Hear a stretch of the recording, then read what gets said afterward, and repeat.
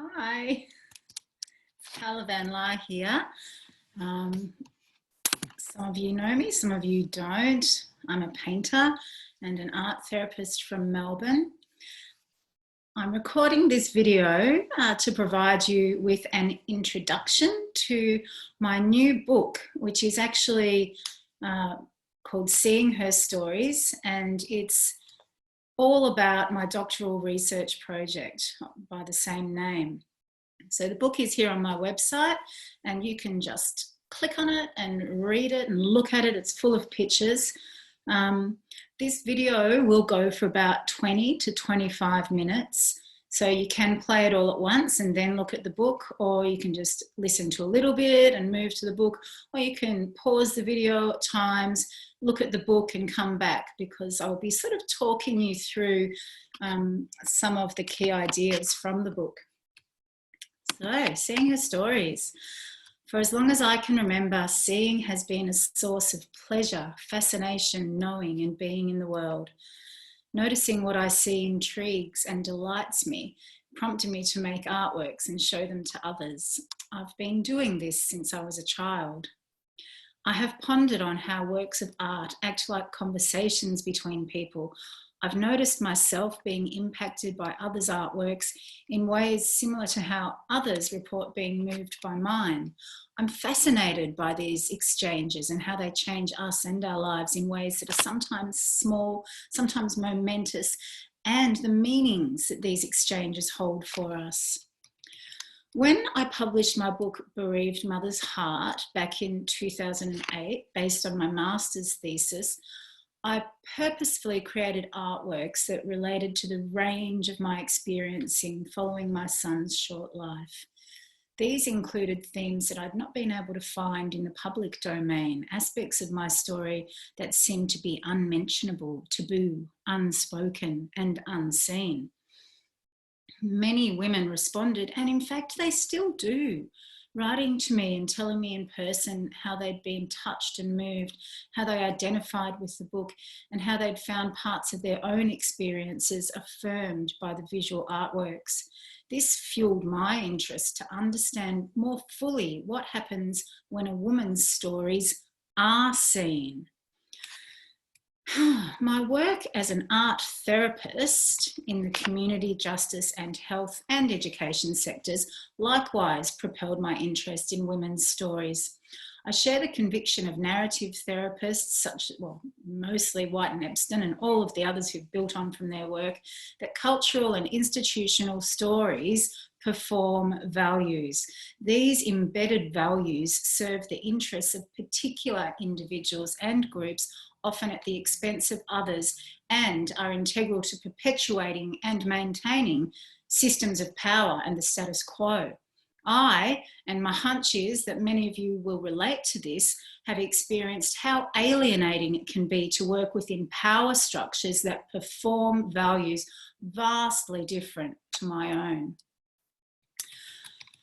My work with girls and women as clients has exposed me over and over again to women who've been silenced in fear after being abused and disempowered. In my work, I strive to enable people to feel safe enough to find art-based ways of telling stories that subvert oppressive structure or power structures by being authentic to lived experiencing. So I'd like to highlight that while I identify as a woman and as female, I don't identify with socially constructed gender roles that are limiting or disempowering. I understand that within the spectrum of people who identify as women in many different ways, there are people whose stories are more marginalised than mine are. However, my own stories of being a woman and an artist are part of a bigger social story in which particular stories are subjugated, less privileged, and afforded less opportunities to be seen. So, women in Australia enjoy comparative liberty and freedom as compared to women I've worked with in some other places. For example, in Nepal, where my friends and their colleagues are currently campaigning for anti-discrimination during menstruation, amongst other and very big oppressive issues. However, even in Australia, opportunities for women in the art world are far from equal. As a lifelong painter, I recall the first time I was gifted a book entitled Women Artists. I was 16 at the time, and I remember the dawning in my awareness that I was a member of this group of people, women artists. I read with intrigue the stories of anonymous nuns in the 17th century who'd painted tiny yet insubordinate illustrations of female saints on horseback in the margins of illuminated biblical texts. I was fascinated by the differences between paintings of pretty and reclining women painted by men and paintings of feeling and active women painted by women. With my eyes over the years, I have absorbed many more images made by women, witnessing things like the choices of subject matter, appreciation of organic shapes, honouring of craft and textiles, and feminist artworks that overtly reclaim the female form from the classical male gaze. At the beginning of this research, I'd become interested in what would happen if I started to paint and make artworks that were neither conceptual, following the trend in fine arts education, nor exploring a particular theme, as in my own bereaved mother's heart, and as many artifacts of art therapy do. But what would happen if I simply made artworks painted based on my interests, life, and experiencing at the time? The resulting artworks now act as a record, like a visual diary or journal, of my unfolding interests and developing art practice. This shift from investigating a heartrending lived experience to simply painting from interest is significant in that the women who became the participants in the research don't share similar life problems typical of many art therapy research studies. Our shared interest has been in seeing a woman's stories painted on canvas and paper and sharing our experiences of this seeing together. This interest has so captivated me that I spent a decade or nearly a quarter of my life investigating my research question: what can happen when a woman's stories are seen? This question is crucially important to the field of art therapy and, more broadly, the practice of creativity for health and well-being. Seeing is implied whenever we discuss visual art. As art therapists, it's our responsibility to inquire into ways of seeing, the implications for ourselves, the people we work with, our profession, and our culture. In asking what can happen, I seek to reflect on and learn from things that unfolded in this inquiry, with the intention of generating deeper understandings that can inform how we work using the arts with people in situations and contexts that are infinitely inimitable and unrepeatable. I do this in honour of the great diversity of unique, alternative, subjugated and unseen stories that live within all of us in various ways. So, how did I investigate the topic? Well, I used art-based inquiry.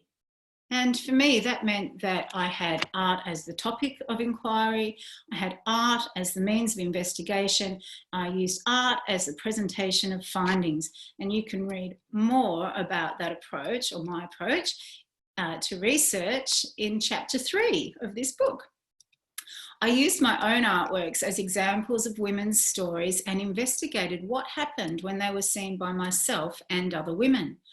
I began by holding an exhibition of my paintings at MyCat, and I invited friends and family to attend. Some of the women who attended had strong responses to my artworks, and they became my research participants. I interviewed them about their experiences of seeing the artworks and the ripple effects of their seeing. Some of the women responded to seeing the artworks through music, visual art, and written responses. I painted portraits of some of the women. I journaled about my own experience and reviewed art therapy literature about seeing and her stories. I invited the participants to a dinner party in my studio where we sat surrounded by the artworks and discussed our own experiences of seeing her stories and the ripple effects this had in our lives. This The dinner party was filmed and transcribed. I wrote a giant autoethnographic story about all of these activities. I kept on painting and exhibiting the whole time through the research process. All of these activities were my research methods, and you can read more about them in chapter 4. All of the products of these investigative activities became my source material, and I worked with these using experiential methods, including analysis of keywords, clustering, and mapping to generate themes. These themes became my findings, and chapters 5 to 9 in the book outline these findings in detail. You'll find the implications of my research in chapter 10, which has been referred to as my manifesto. The Seeing Her Stories research project is part of and contributes to changing perceptions that challenge, reposition, and reshape the future of art therapy. The idea of seeing stories resituates and reimagines how people's stories are experienced. My research shows how seeing a woman's stories through art is a process that's multifaceted, layered, and intersubjective. Seeing her stories can be life-enhancing in complex and interconnected ways. A person's experiences of seeing stories include being aware of the present moment and embodied sensations. However, in seeing her stories, we became aware of changes and a sense that there are threads that continue over time. The cultural layers of seeing her stories include the ways that contexts make a difference in our seeing, as well as how these contexts can create safe or risky conditions. Seeing her stories with others enables connections through which relationships flourish, and we engage in the life-enhancing co-creation of meaning. In various moments of experience and reflecting on experience, the embodied, temporal, spatial, and cultural aspects of seeing her stories came to the foreground and into focus. An expanded perspective that includes the multiple threads available within the fabric of intersubjectivity can provide a bigger picture of seeing her stories or seeing anyone's stories through art. This research shows how seeing artwork is at once a sense activity, a relational process, and a discursive practice. So part of my implications became really the idea of opening up what art therapy can be. The findings of this inquiry have implications for how we conceive of what art therapy can be. Conventional roles such as therapist and client, places such as clinics and even studios, and structures such as those that exist within institutions of health or education can be seen as part of the big picture of art therapy, but certainly not the whole vista. This study shows how aspects of creating and seeing artworks can be life-enhancing in a variety and a diversity of ways that could be described as therapeutic without being activities that might traditionally be understood as therapy. As Hass, Cohen and Findlay emphasise, this provides a welcome relief for any polarised theoretical discussions regarding art versus therapy. The MyCat Institute here in Melbourne have acknowledged the challenges embedded in the name art therapy as a profession and changed the name of their degrees to therapeutic arts practice. I see this initiative as vitally important in closing a perceived gap between art and therapy. This point of view opens up infinite possibilities for what art therapy can be. Art therapists might consider that valid parts of our work can include making and showing our own artworks, creating unconventional and artful environments where art is made, seen and engaged with, and facilitating seeing experiences that debunk dominant ways of seeing and enable seers to access expanded and multi-layered ways of seeing. Dominant stories of therapeutic practice often emphasize assessments, interventions, and measurable changes such as decreases in distress, pain, or unwanted behaviours. An expanded view of art therapy emphasises lived experiencing, quality of life, health, well-being, enablement, authorship, participation, resilience, interests, values, skills development, community strengthening, collaboration, and engagement. Art is seen as a valuable way of knowing and knowledge production. Listening carefully to descriptions from participants, co-inquirers, companions, and the people we work with can provide us with unexpected, unique, and valuable ways to understand and describe how art-based and art-informed practices can be life-enhancing. So rather than layering borrowed theories over art-based practices, we can use art making and artifacts themselves as ways of understanding our experiences, connecting us with our own values and with each other, and coping with the changes and challenges intrinsic to life. Part of our roles as art therapists becomes bringing art out of clinics, studios, and galleries into lives and into the world. The ways in which we can do this are limitless. I also investigated the idea of being an artist art therapist, which has some pretty strong implications as well. Conducting this research has clarified for me how cultivating my ability as an artist makes me a better art therapist. By consistently practicing my skills in remaining present with and attending to my surroundings and my art making, I nurture skills that help me to be aware, present, attuned, and in connected relationship with the people I meet, interact, work, and collaborate with, and the artifacts that they produce. My art practice helps me to be a more sensitive and perceptive person. Through my ongoing painting practice, I work with persistence to fine-tune my own sensibilities and skills in seeing. This is an incomplete activity that requires me to engage in regular, careful, and rigorous observation. I'm not content with imagining how things look or guessing how things look or making up how things look. I want to see how things are as they appear before my eyes. I'm continuously conscious to cultivate my own sensitivity in seeing details, subtleties, energies, and movement, as well as the big picture, connections, and patterns. My continuing practice develops my skills in articulating my seeing through the modality of visual art. The more sensitively I see the world, the more understandingly I can select materials and make nuanced gestures and marks that convey how I see. Looking carefully at subtle variations in colour and tone, I observe light and shade and contrast.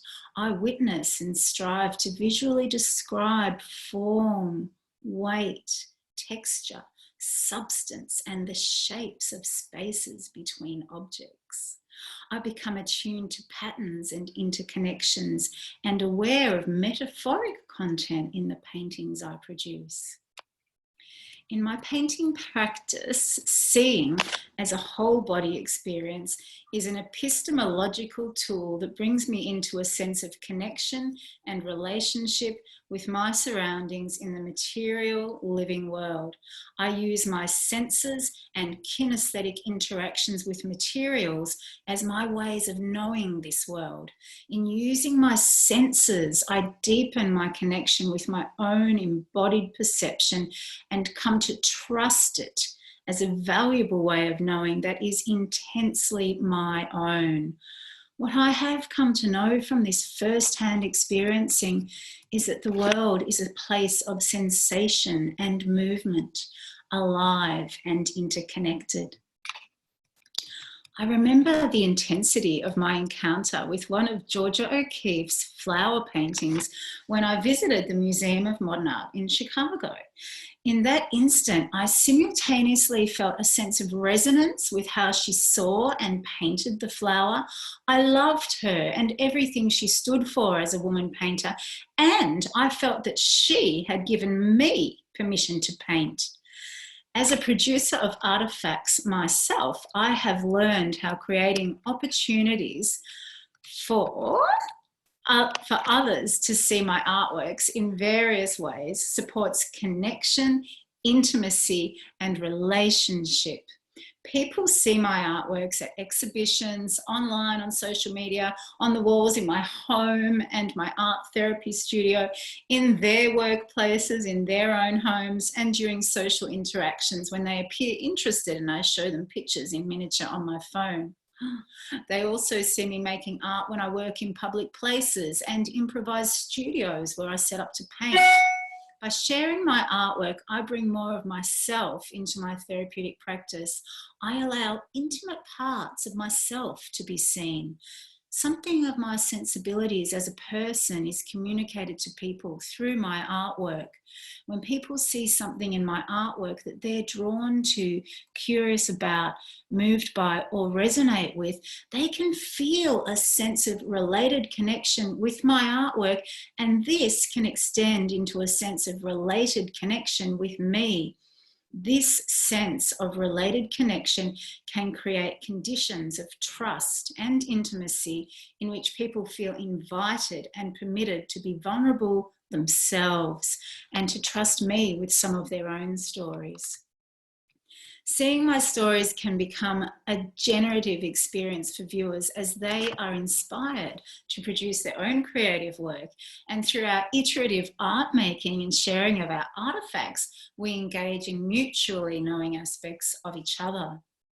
I've learned that sharing my skills in art making is important and valued by others who find satisfaction in developing their own skills. Learning to visually articulate experience in ways that are sensitive and aesthetically satisfying can be rewarding and create sensations of mastery and authorship for others, as it does for me. These insights have implications for art therapists, that having our own creative practice can support the development of qualities that are central to being effective at our work. So in my implications, I also talk about the idea of making time and space for artworks to be seen.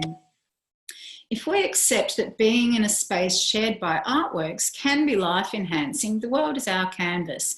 Creating spaces for stories to be seen that are outside the conventions of therapeutic spaces and galleries opens up enormous opportunities to expand the ripple effects that the presence of art can have.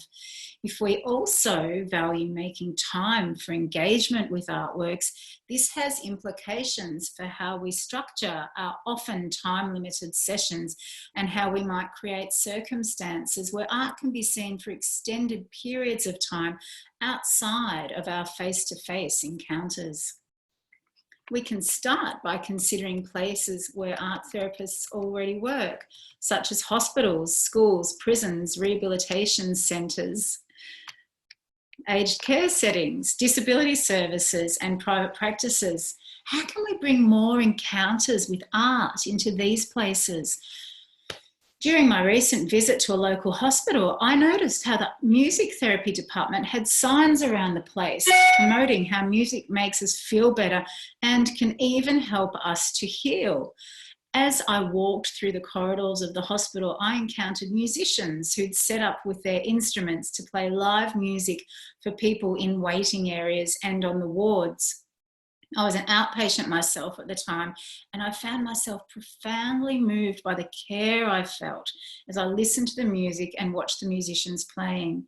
I found myself reflecting on how a huge and diverse range of music is accessible to nearly everybody and almost omnipresent in day-to-day life, in shops, restaurants, trains, cars, workplaces, personal devices.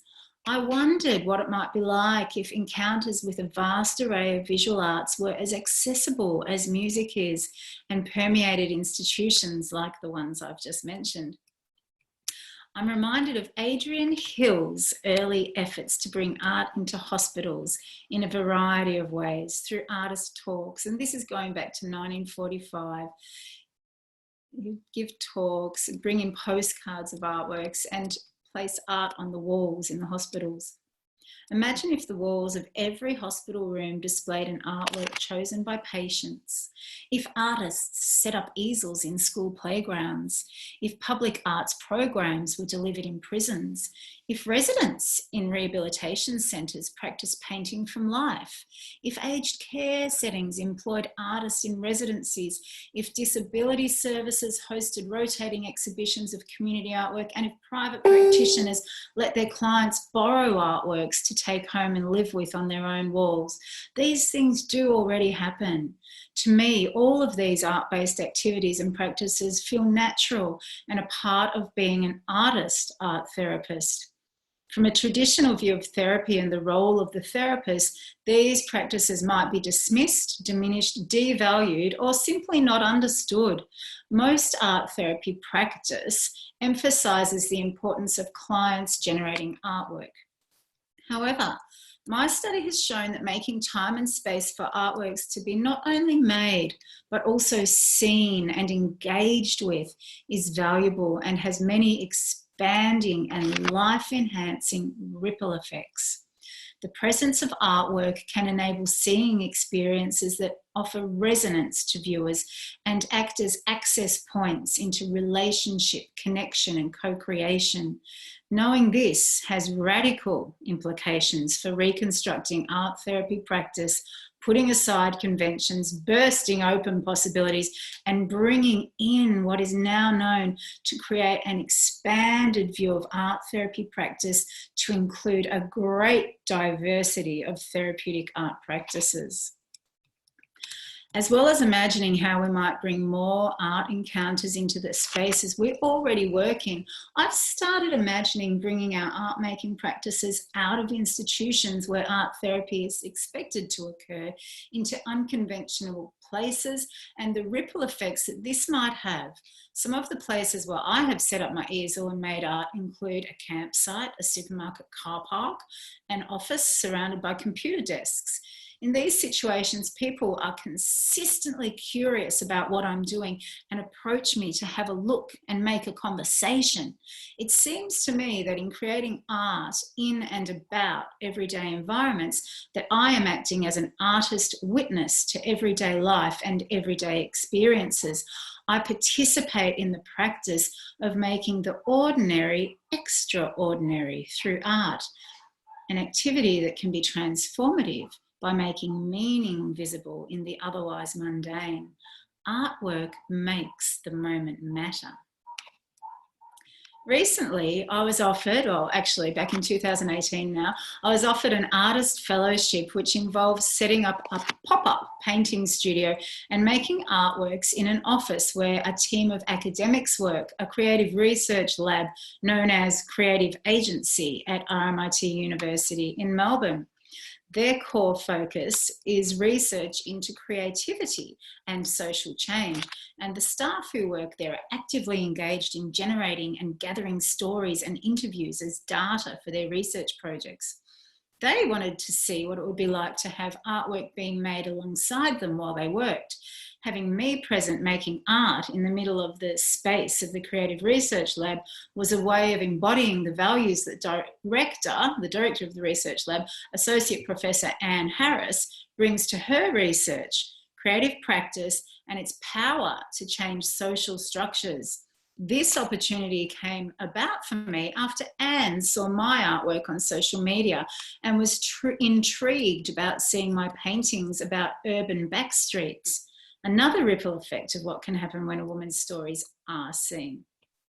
So in a conversation with Anne, we both became inspired by the idea that I could walk around the spaces in and surrounding the university and create a series of artworks about some of the places I found. well. This was a fascinating process, and the paintings I made explored urban spaces that are well travelled, that I hoped might be strangely familiar and evocative for viewers, yet spaces that were previously uncelebrated due to their transient, neglected or undesigned nature. I used ink, chalk and house paint on particle board, materials that resonated with the urban scenes depicted in the paintings. I called the series Unsung Spaces. As happened so frequently in my art practice, the content of the imagery became metaphorically linked with ideas I'm forging about the implications of my inquiry. The unsung spaces in my paintings resonate with unsung spaces that exist within us all, our lived stories that are neglected, underacknowledged, underrepresented, unspoken, subjugated, or unseen, like women's artworks have been throughout history and continue to be in the art world today. The very act of being a woman and a painter and having my stories seen embodies my belief in the importance of improving conditions for women around the world in spheres that expand well beyond the world of art, but a world in which art plays a part.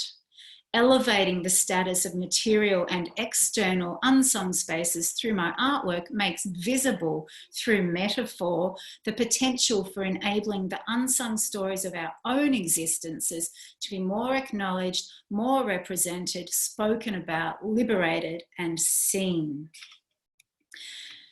Through consistently spending time at the creative agency, I developed relationships with the researchers who worked there, engaged in conversations and discussions, and I was introduced to ideas and authors who are likewise concerned with making spaces for diverse, subversive, and enabling stories to be seen and heard. Making artwork in the space they work in was part of a cross-pollinating and iterative generation of stories and knowledges that can contribute to social change. This is the kind of thing that can happen when a woman's stories are seen, and the kind of work that can be part of an expanded view of therapeutic arts practices. An expanded view of art therapy opens up the possibilities for artist therapists to work as artists in residence in all sorts of unconventional settings, including, for example, corporate offices, police stations, or building sites. In practicing art making with others in unconventional settings, what becomes important as a skilled therapeutic arts facilitator is not merely the design of the activity itself, but how we practice intersubjectively, artistically, with refined sensibilities about the qualitative aspects of what we do. The findings of this inquiry have implications for how we engage people in seeing and art-making experiences that are life-enhancing and can therefore be described as therapeutic. Part of this includes facilitating what I call multi-layered seeing. This research has illuminated the layers of experiencing that are possible to access through seeing artworks. The idea of multi-layered seeing challenges some culturally dominant seeing practices and personal habits, which are often intertwined. Sometimes our seeing can be limited by common seeing practices that we're socially exposed to and recruited into in our daily lives. By simply noticing the visual images that we encounter in day-to-day life, it becomes clear that those of us who live in, commute within, and interact within developed and online environments will be subjected to vast amounts of advertising images. Noticing the effects that advertising images exert on us, such as feelings of desire, of jealousy, or of ugliness, is important, and conscious efforts can be made to reduce the influence of these commercial images. I advocate for clearing visual junk from our own spaces and blatant refusal to give advertising a home. I recommend that we surround ourselves with artworks that nurture our senses and provide an aesthetic rest from the demands and messages of advertising. The discourses of art criticism have had a major influence on how many of us experience having our own artworks seen early in life. For example, in the art room in primary school, art criticism emphasises the interpretation and evaluation of artworks, casting the viewer into the role of judge, and hence the artist becomes the judged. If a viewer feels under-resourced to participate in this system, the result can be a sense of alienation from artwork and the institutions that exhibit them. As de Botton and Armstrong have highlighted, this is the dominant discourse that prevails in art institutions and galleries and can result in viewers of art leaving highly respected museums and exhibitions feeling underwhelmed or even bewildered and inadequate, wondering why the transformational experience we'd anticipated did not occur. It's natural, they say, to blame oneself, to assume that the problem must come down to a failure of knowledge or capacity for feeling. That's the end of their quote. In this discourse, there are only two roles available, the judge and the judged. It can be worthwhile to consider whether we identify more strongly with either of these roles or have internalized these roles and habitually enact them, either with seeing our own artworks or the artworks made by others. Learning to identify and quiet the inner critic and/or the inner competitor is an important part of making space for cultivating ways of seeing that enable us to enact a greater range of roles as we engage in multi-layered seeing. As Gilroy highlights, it's important for art therapists to be aware of how our seeing practices can be influenced by our own particular occupational contexts. For example, an art educator might be socialised to see through a cultural lens of evaluating conceptualisation and skill. A forensic clinician might learn to see through an institutional lens that magnifies the risk of reoffending. A Jungian-influenced psychotherapist might be inclined to see through a lens that is suited to focusing on symbolic meaning. A trauma-informed therapist might see in a way that brings attachment styles to the foreground. Being aware of these influences can help us develop postmodern perspectives in which multiple ways of seeing are not necessarily in conflict with each other, but can coexist within a multi-layered approach to seeing artworks. Identifying and being mindful of cultural influences and dominant discourses in seeing artworks enables us to work at consciously disrupting their influence and can assist us to cultivate alternative seeing practices. I use the themes of this inquiry as guides for accessing, cultivating, and facilitating multi-layered seeing experiences. Seeing can be practiced as a bottom-up therapeutic activity that engages the senses, brings us into the here and now, and connects us with embodied experience. This can have therapeutic effects similar to those of mindfulness and meditation, as well as somatic experiencing. Some of these effects can include calming the mind, emotional regulation, engaging with pleasurable and supportive external and internal resources, and listening to information that we gain through our senses and embodied experience. The understandings that have been produced through this project have implications for how we present educational opportunities for students. Here are some of the ways I've noticed myself using what I've learned in facilitating art therapication with students. I often use a seeing artwork experience as the starting point for activities. This can bring a group into the here and now of their embodied experiencing and can be very helpful when conversations become overly abstracted or theoretical. I show slides of artwork, bring in books, take students on visits to galleries, or have them walk around the city looking for street art. I encourage them to find an artwork that reaches out to them and practice sitting with it, being fully present, receiving the artwork through their eyes and their whole bodies, rather than looking at it through lenses of dominant discourse or personal habits. I ask them to notice and journal about what happens for them in their embodied responses as they remain present with their seeing. These embodied responses might include movements of the eyeballs around the artwork, or the whole body through space, including urges to move closer or further away from the artwork, sensations that arise in the body such as tightness or tingling, emotions that arise and are felt as embodied responses such as to smile or produce tears, and responses that happen in the mind, including thoughts, memories, and imaginings. This kind of exercise is a way of cultivating intentional presence with self and artwork, and can be expanded into developing skills in practicing intentional presence with others. Engaging in connection with our environment and context, using our senses can be a starting place for art making. I sometimes facilitate this by inviting students to go outside and imagine that everything they see is a potential art material. This is possible in urban, built, or in organic environments. Students are invited to create an ephemeral or a guerrilla artwork using what's available, and to leave it there as a response and contribution to our context. Reflecting on this experience highlights how context makes a difference in our experiencing and the potentials for co-creating environments for ourselves and others.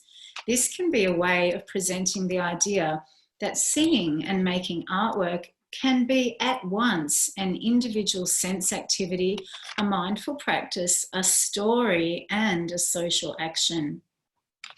Being aware of things that change and things that continue as they present themselves in our seeing experiences has implications for how we practice art therapy and work towards arts and health.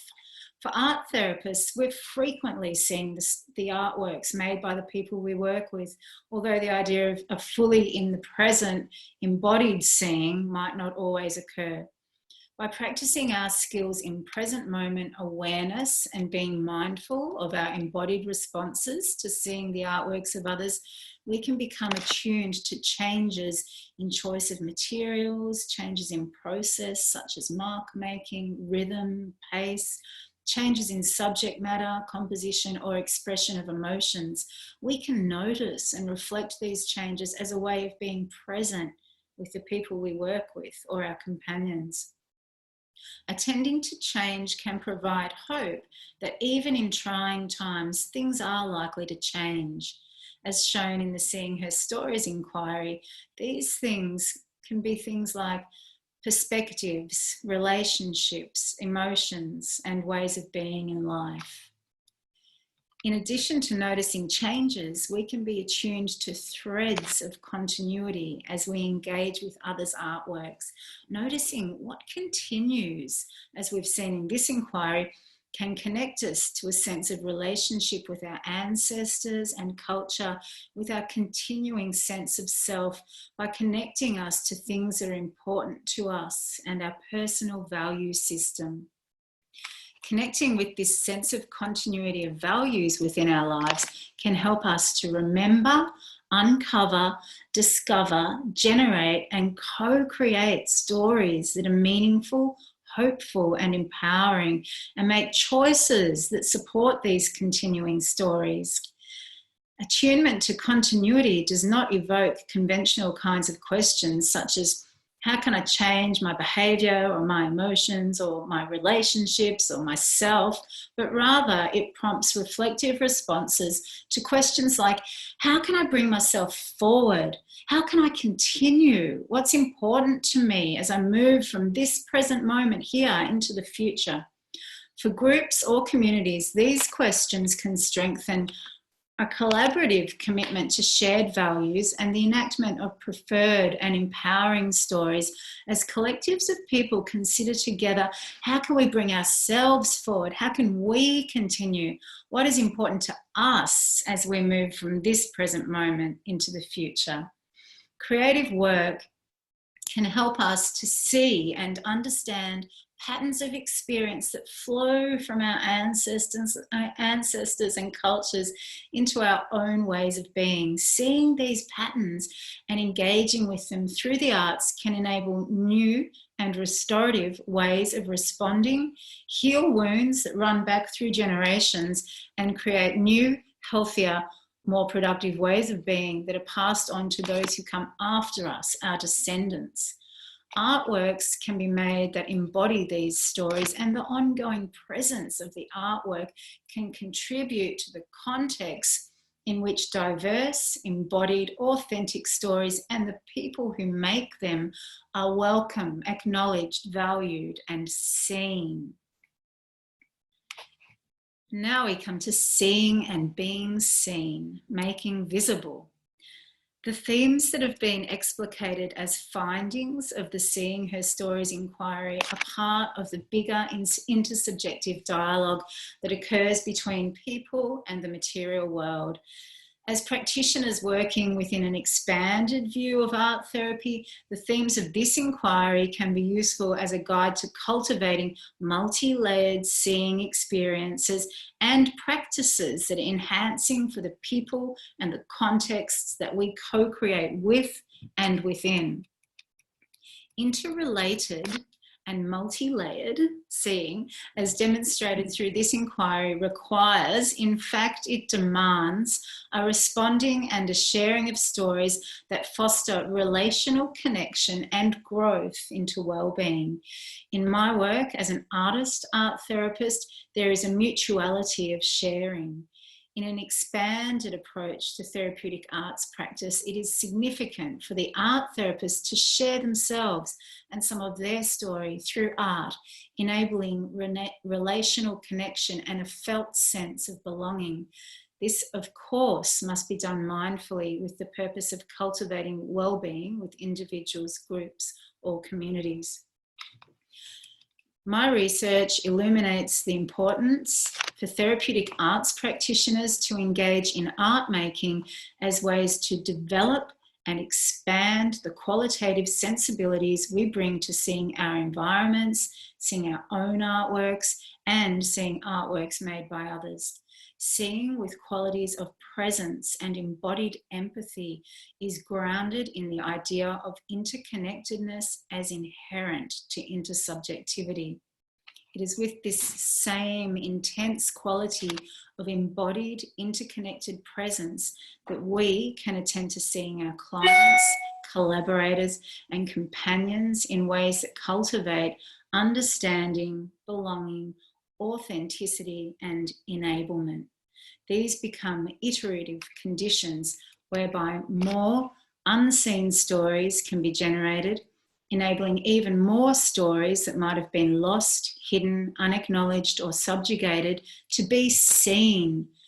Taboos can be challenged, lived experiences and things that are important can be shared, and life-enhancing stories of relationship, connection, and co-creation become visible. That's the introduction to my book. Thank you if you did listen. Bless you. Please enjoy it, and I really would love to hear your responses and your feedback. See you soon. Bye.